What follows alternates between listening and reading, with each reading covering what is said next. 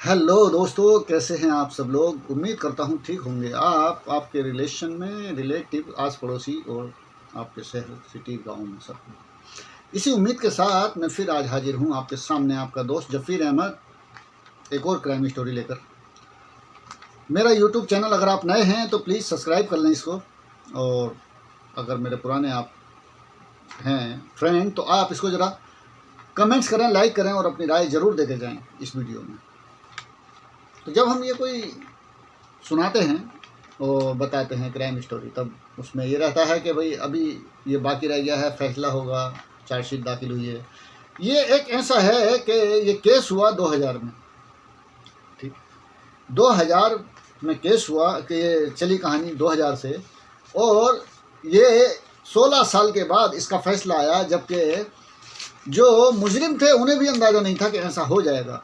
वो अपनी एक नॉर्मल लाइफ जी रहे थे और आना जाना बाहर विदेश सब कुछ हो रहा था जमानत लेने के बाद, और कंफर्म था बिल्कुल कि सज़ा होगी, लेकिन बिल्कुल भूल गए थे वो। उन्हें भी लग रहा था कि वो कुछ नहीं होगा, 16 साल तो हो गए चलते हुए और ऐसे केस ख़त्म हो जाएगा।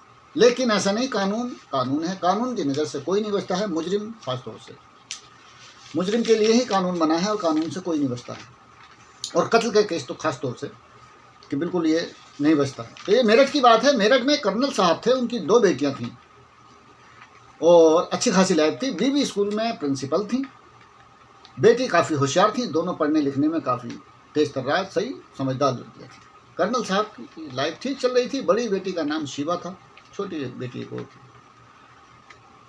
कर्नल साहब की बड़ी दिली ख्वाहिश थी कि शिवा जो है वो आर्मी ज्वाइन करे, लेकिन कुछ दिक्कतों की वजह से, और या शिवा का दिल नहीं था तो वह नहीं कर पाई आर्मी ज्वाइन। अब माँ बाप की तमन्ना रहती है, जो चीज़ ख्वाहिश होती है तो वो सोचता है किसी भी तरह से, ज़्यादा नहीं मिला तो थोड़ा मिल जाए। तब उन्होंने सोचा चलो दामाद ढूंढ लेते हैं कोई आर्मी का। अब जब उन्होंने तलाश शुरू की तो एक कैप्टन साहब मिल गए उन्हें।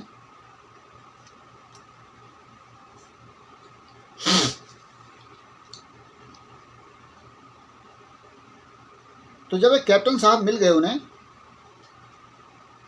दोनों को उन्होंने बात चलाई, रिश्ता हुआ। रिश्ता होने के बाद दोनों की बात पक्की हो गई। अब जब पक्की हो गई तो रिश्ता होने के बाद बात पक्की हो गई, सगाई हुई, शादी हो गई। शादी होने के बाद सी बात चली जाती है फिर अपनी ससुराल। मेरठ के रहने वाले थे और जो कैप्टन साहब थे वो दिल्ली के थे। अब वो तो उसे जाना ही था, फिर वो चली गई ससुराल। ससुराल जाने के बाद ठीक चलता रहा दोनों का। और इधर भी यह है कि कर्नल साहब जब शादी कर दी बच्ची की, उसके बाद अचानक उन्हें हार्ट अटैक आया और वो उनका जो है वो एक्सपायर हो गया। अब कर्नल साहब एक्सपायर हो गए। वाइफ ने सोचा क्या करूं, उसने और छोटी बेटी ने मिलकर दुबई में एक रेडीमेड का उन्होंने बिजनेस चालू किया। एक्सपोर्ट रेडीमेड का बिजनेस चालू किया इन्होंने वहाँ पे। अब चालू किया तो वहाँ चलने लगा। अब ये कभी आना मेरठ, कभी जाना, ऐसे चलता रहा इनका। दो साल बीत गए इसी उसमें।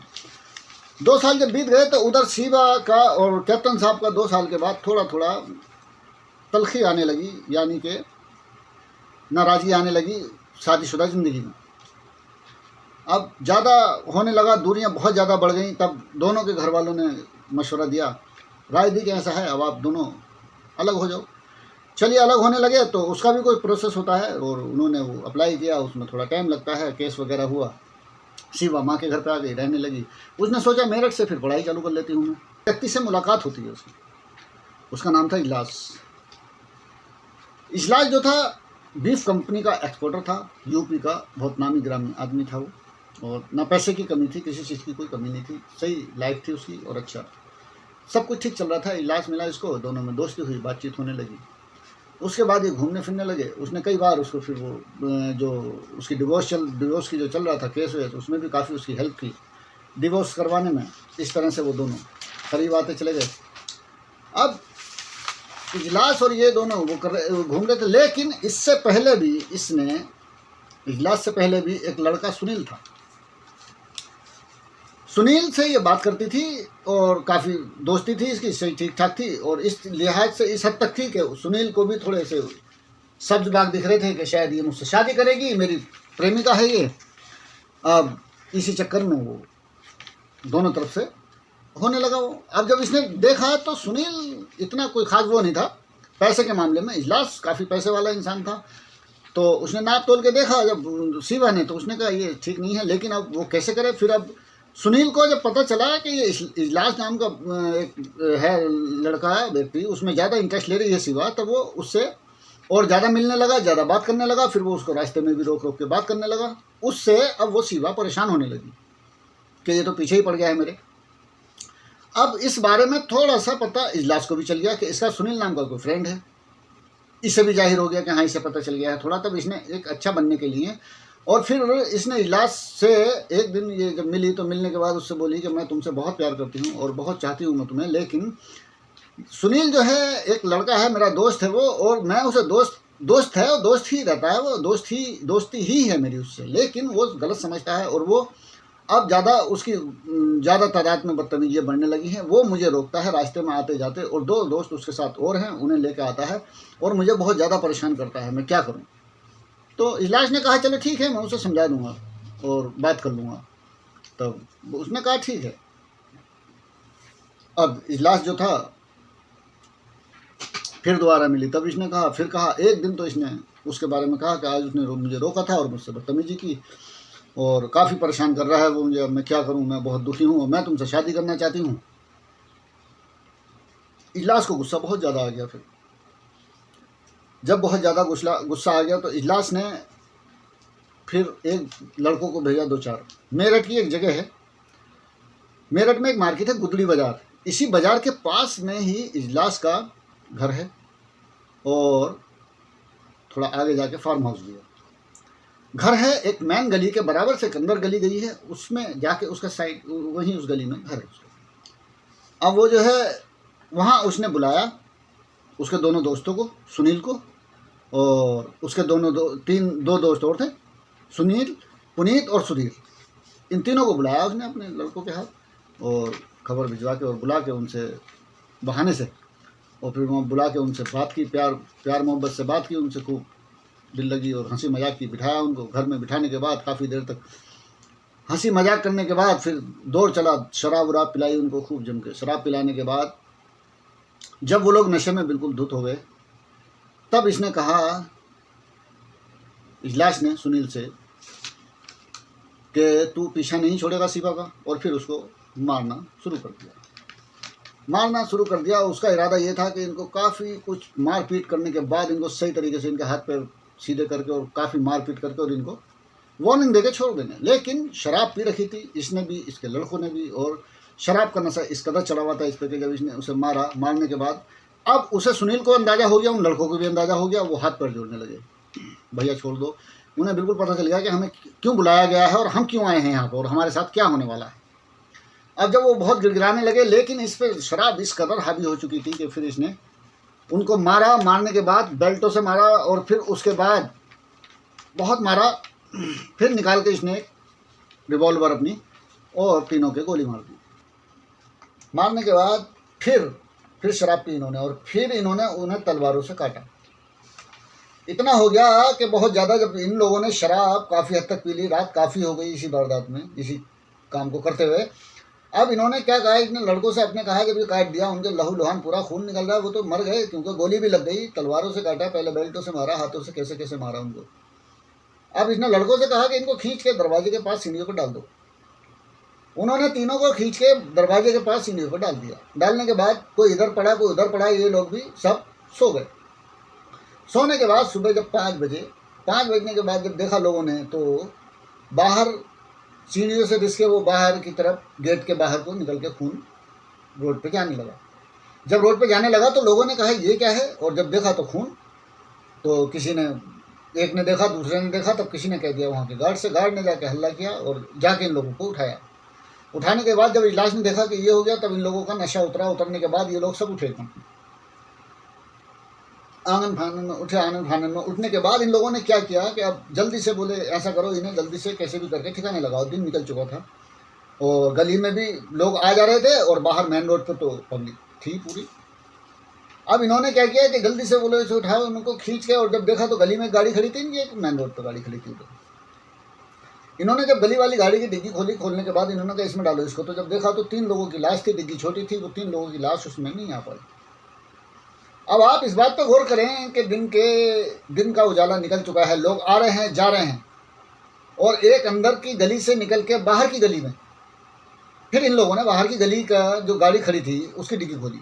डिग्गी खोल के उसमें तीनों को उठा के ले जाके, लाशों को उनकी, और खून टपक रहा है, और वो तब तक टपक भी रहा होगा थोड़ा, कितना भी, कोई इतनी ज़्यादा वो नहीं हुई थी, और ऐसे ले जाके उसमें ठूंसने के बाद दोनों कारें स्टार्ट की, अंदर गली वाली भी और ये भी, और ये बैठ के कुछ इसमें कुछ उसमें, और ये आगे निकल गए। इन्होंने सोचा कोई हिंडन नदी या कोई होगा ऐसी जगह तो वहाँ फेंक देंगे इनको या चल देंगे। अब ये इत्तेफाक कहें कि जब ये आगे निकलने के बाद थोड़ी दूर आगे जाके इनकी गाड़ी का हो गया तेल ख़त्म, जिस गाड़ी में लाशें रख रखी थी डिग्गी में इन्होंने। अब ये क्या करें, इजलास ने कहा क्या किया जाए, तो इन्होंने वो गाड़ी वहीं साइड में लगा के और ये दूसरी गाड़ी में अपने वापसी आ गए। आने के बाद सब चले गए, सब अपने जो जहाँ लड़के थे वो चले गए, इजलास अपने चला गया बस। अब उधर जो गाड़ी खड़ी है, खड़ी होने के बाद उसकी डिग्गी में से खून टपक रहा है, लोग देख रहे हैं। किसी ने देखा इतनी देर हो गई है और ये गाड़ी खड़ी है और इसमें से खून जैसा टपक रहा है, कुछ क्या है ये। उन्होंने फ़ोन कर दिया पुलिस को, पुलिस ने आई। आने के बाद जब उन्होंने देखा तो ये गाड़ी किसकी है, देखने के बाद उन्होंने जब डिग्गी खोली तो होश फाख्ता हो गए। 3 लाशें और वो भी ठूंस के भरी हुई हैं उसके डिग्गी के अंदर खून। अब उन्होंने क्या किया कि जब पता निकाल के जब देखा तो गाड़ी के नंबर से पता चली जाता है, इजलास का पता चला। इन्होंने वहाँ जाके जब वहाँ पहुँचे उसके मकान पर जब पहुँचे तो वहाँ आसपास के लोगों से जब सुना तब उन्होंने ये कहा कि हम सुबह उठे तो 3 लोगों की लाश पड़ी थी और खून गली के बाहर बह रहा था। इन लोगों ने उठा के डिग्गी में रखी, बाहर रोड पे ले जाके, वो सब कुछ देख रखा था लोगों ने। अब जब इजलास को ढूंढा तो पहले तो वो भागा, लेकिन बाद में फिर वो पकड़ा गया। पकड़ने के बाद जब उससे पूछा गया तब उसने बताया कि मेरी जो गर्लफ्रेंड थी शिवा, उसने मुझे इतना बरगलाया, इतना ज़्यादा वो किया कि मैं उसकी जान लेने पर उतारू हो गया और मैंने उसके साथ उसके दोस्तों को भी मार दिया। ये हो गई उसकी गवाही। जब ये, हाँ, ये उसके बयान हो गए। बयान होने के बाद शिवा को पकड़ा गया, शिवा को भी उठाया गया। टोटल इसमें 12 लोग पकड़े गए। अब 2008 की ये बात है, 2010 आ गया, पकड़ गए, चले गए अंदर। 2010 आ गया, 2 साल के अंदर जमानतें मिल गई इनको, बाहर आ गए। बाहर आने के बाद साहब वो अपना, उसकी माँ तो जो है, जब माँ ने सुना कि मेरी बेटी ने ऐसा किया है, और जब वो हुआ तो मेरठ से बिल्कुल परमानेंट चली गई दुबई। जब दुबई चली गई तो अब ये शिवा जब 2 साल के बाद जमानत पर आती है, जमानत पर आने के बाद फिर ये वही अपना लग गई डेली वेज की ज़िंदगी में। अपने जो काम थे शेड्यूल पे वो इन्होंने किए। कभी दुबई आ रही हैं, जा रही हैं, केस चल रहा है, और कभी दुबई रह रही हैं, कभी घर पे रह रही हैं। चलते चलते साहब इसी बात को हो गए 16 साल गुजर गए। अब 16 साल जब गुजर गए तो तारीख आती है ये 16 साल के बाद 2000 से 2010 तक इन्हें मिल गई वो। और फिर 16 साल बाद 5 अगस्त 2024 को डिस्ट्रिक्ट कोर्ट अपना फैसला सुनाती है। जब डिस्ट्रिक्ट कोर्ट का फैसला आया तो आने के उस टाइम पे 16 साल के बाद 12 नामजद लोगों में से, आरोपियों में से 2 आरोपी तो स्वर्ग सिधार गए थे, वैसे ही पहले ख़त्म हो गए वो फैसला सुनने से पहले ही। बाकी बच्चे 10 के बाद इनको पहले सम्मन जारी किया गया था 3 महीने या 2 महीने पहले कि आप आइए और आपकी केस की सुनवाई है। तो ये तो नॉर्मल ज़िंदगी चली रही थी। 16 साल हो गए थे इन्हें, इसको शिवा को भी और इसको भी, इजलास को भी। बोले अब तो कुछ होने वाला है नहीं और तारीख है वो तो चलो चले जाते हैं। अब ये आए तारीख पर, और जब ये 10 तारीख पड़ी है 5 अगस्त 2024 की, डिस्ट्रिक्ट कोर्ट में फैसला सुरक्षित रखा था। और जब उन्होंने सुनाया तो 10 के 10 लोगों को उम्र कैद की सज़ा सुनाई डिस्ट्रिक्ट कोर्ट ने। और सुनाने के बाद फिर बाद में इजलास ने कहा खैर कि हम सुप्रीम कोर्ट जाएंगे। ये तो खैर आगे का प्रोसेस है, फिर बहुत से रास्ते होते हैं मुलजिम के पास और अपील दायर करने के लिए, और बहुत सी चीज़ें होती हैं। लेकिन ये केस ऐसा केस था कि क्राइम किया। और सबसे ज़्यादा इसमें क्या मतलब, जो फैसला सुनाने में जज साहब ने जो आगे रखा, सबसे अहम जो गवाह या सबूत थे वो ये थे 2। पहला, इजलास को जब पकड़ा और उसने अपना गुनाह कबूल किया परत दर परत, सही तरह से, बिल्कुल इकबाल जुर्म जिसको कहते हैं वो किया। दूसरी बात, जो उसके पड़ोसी लोग थे और जिन्होंने देखा कि खून निकल के जा रहा था और ये लोग लाशें डाल रहे थे, ले जा के रोड पे डिग्गी में डाल रहे थे, ये 2 अहम गवाह और सबूत बने। इन लोगों को सज़ा दिलवाने में। तो ये थी आज की कहानी कि जुर्म किया और तो इन लोगों को अंदाज़ा नहीं था कि ऐसा हो जाएगा और सज़ा हो जाएगी हमें, लेकिन देखिए और सज़ा हुई इन्हें। और ऐसी ही और कहानी देखने के लिए आप ये देखें, आप इसमें एक 55 साल के बुजुर्ग थे जिन्हें कि बहुत भरोसा था एक पति पत्नी पे, और उन पति पत्नी ने किस तरह से साजिश करके उनको मार दिया। तो देखते रहिए क्राइम स्टोरी। फिर मिलते हैं नेक्स्ट स्टोरी में।